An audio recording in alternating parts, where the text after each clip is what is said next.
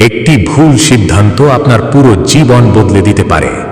তালাক না নিয়েই বিয়ে, শেষটা জানেন? সত্য ঘটনা থেকে অনুপ্রাণিত। আরিফ আর মেহরিন ভালোবাসা দিয়ে শুরু হয়েছিল তাদের সংসার। ছোট ছোট সুখ, স্বপ্ন আর হাসিতে ভরা ছিল তাদের দিনগুলো।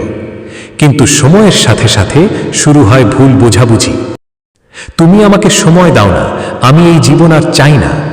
আমি চেষ্টা করছি মেহরিন, একটু বুঝো। রাগ, অভিমান, ধীরে ধীরে দূরত্ব বাড়তে থাকে। এই সময় মেহরিনের জীবনে আসে রাফি। তুমি আমার সাথে নতুন করে জীবন শুরু করো, আমি তোমাকে সুখে রাখব। হয়তো এটাই আমার নতুন শুরু। কিন্তু মেহরিন ভুলে গেল তার আগের বিয়ে এখনো শেষ হয়নি।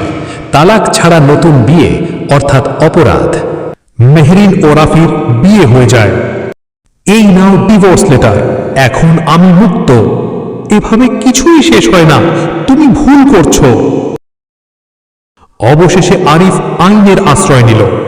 তালাক ছাড়া বিয়ে শাস্তিযোগ্য অপরাধ। আপনি বৈধ বিবাহ থাকা অবস্থায় পুনরায় বিয়ে করেছেন, এটি অপরাধ। স্বামী বা স্ত্রী জীবিত থাকা অবস্থায় 1. আইনত তালাক ডিভোর্স সম্পন্ন না করে। 2. অন্য কাউকে বিয়ে করলে সেটা অপরাধ, বিগামী বা বহুবিবাহ হিসেবে গণ্য হয়। শাস্তি সর্বোচ্চ 7 বছর পর্যন্ত কারাদণ্ড, জরিমানাও হতে পারে বা উভয় দণ্ডই হতে পারে।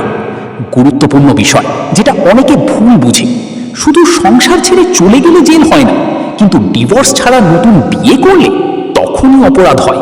অর্থাৎ বাড়ি ছেড়ে যাওয়া সমান নয় অপরাধ, ডিভোর্স ছাড়া নতুন বিয়ে সমান অপরাধ। ঠিক। একটি ভুল ভালোবাসা নষ্ট করে দিল তার ভবিষ্যৎ। ডিভোর্স কার্যকর হতে 90 দিন সময় লাগে।